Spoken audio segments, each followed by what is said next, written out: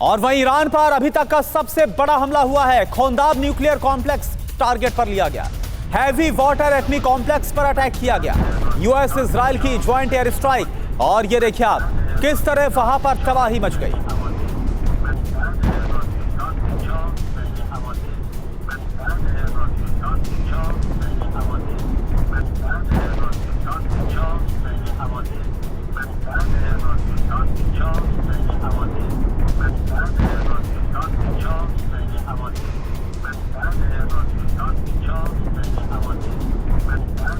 तो ये देखिए तस्वीरें आपके सामने खोंदाब न्यूक्लियर प्लांट की तस्वीरें हैं। और सबसे बड़ी बात यह है कि कल ही हमने आपको दिखाया था किस तरह से 6 अप्रैल तक की जो मोहलत है वो डोनाल्ड ट्रंप देते हुए नजर आ रहे थे ईरान को, और बोल रहे थे कि हमले नहीं होंगे ताकि किसी तरह से जो बातचीत है उसका रास्ता आगे बढ़ पाए।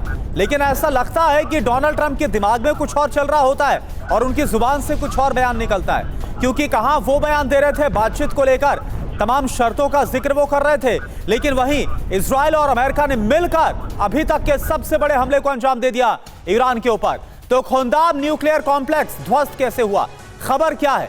खबर यारी कि हैवी वाटर एटमी कॉम्प्लेक्स को टारगेट पर लिया गया। यूएस इजराइल का ज्वाइंट अटैक था। ये फाइटर जेट से एयर स्ट्राइक की गई। 2 चरणों में साइट पर हमले को अंजाम दिया गया, और इस हमले के बाद काला धुआं उठता हुआ नजर आ रहा है, जो आप देख भी पा रहे टीवी स्क्रीन पर।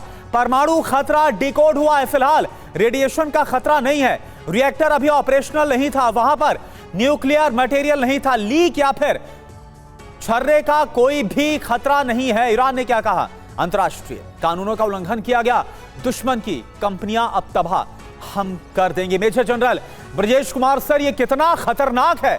कहां तो डोनाल्ड ट्रंप ये बोल रहे थे कि वो चाहते हैं कि अब बातचीत आगे बढ़े, एक मोहलत, एक मौका देते नजर आ रहे थे ईरान को, लेकिन हमला कर दिया, और वो भी कहां? न्यूक्लियर प्लांट्स पर, न्यूक्लियर साइट पर। ये कितना खतरनाक है? करना ये जो सारी लड़ाई चल रही है इजराइल और ईरान के बीच में, या इजराइल यूएसए ईरान के बीच में, इसी विषय के ऊपर लेके चल रही है। और अभी से नहीं, कई कुछ दशक हो गए कि इजराइल को ईरान से एग्जिस्टेंशियल थ्रेट है, उसके आबरू को खतरा है, और वो न्यूक्लियर पावर के जरिए, न्यूक्लियर वेपन्स के जरिए। और यही कारण है जो आपका मतभेद चल रहा है कई दशकों से।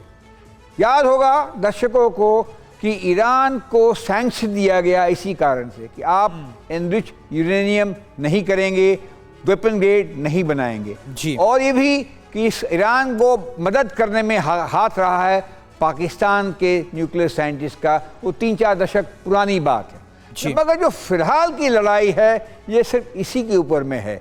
और जो बातचीत भी चल रही थी, और बातचीत खत्म होने के पहले ही 28 फरवरी के दिन अमेरिकन और इजरायली फोर्सेस ने इनके ऊपर में हमला बोल दिया था। और ये भी पता होगा कि पिछले जून के अंदर भी जो अटैक हुए थे वो ईरान के वेपन, न्यूक्लियर वेपन के संबंधित टारगेट के ऊपर में हो, इस्फहान हो, नितांज हो, या हेवी वाटर प्लांट हो। तो ये जो लड़ाई चल रही है ईरान के बीच में और इजराइल के बीच में थ्रू प्रॉक्सी या अदरवाइज 7 अक्टूबर 2023 से इसी के ऊपर में रही है। और इसका मतलब भी यही है कि ये जो हम चाह रहे हैं, ये अमेरिकन और इजरायली चाह रहे हैं कि जब अभी लड़ाई की हालत है तो किसी तरीके से इनके प्रोग्राम को और पीछे धकेल दें। ये भी मानना है लोगों का कि कुछ एनरिच यूरेनियम शायद करीब 400 किलोग्राम है या 600 किलोग्राम है, ईरान ने कहीं और छिपा के रखा है, और उसकी भी ढूंढने की कोशिश जारी है। इसके साथ साथ ये भी बताएंगे कि इजरायली ने इनके न्यूक्लियर साइंटिस्ट को भी खत्म किया है, टॉप साइंटिस्ट को चुन चुन करके। वो अभी की बात नहीं है, वो भी चल रही है। और फिलहाल सर ये जो हमला हुआ इसको लेकर ये की तरफ से भी वार्न किया गया है कि जो ये हमले अंजाम दिए गए इससे बचना चाहिए, क्योंकि इससे बड़ी तबाही, एक बहुत बड़ा खतरा भी हो सकता है पूरे मिडिल ईस्ट में। लेकिन इसके बावजूद ये हमले किए जा रहे हैं।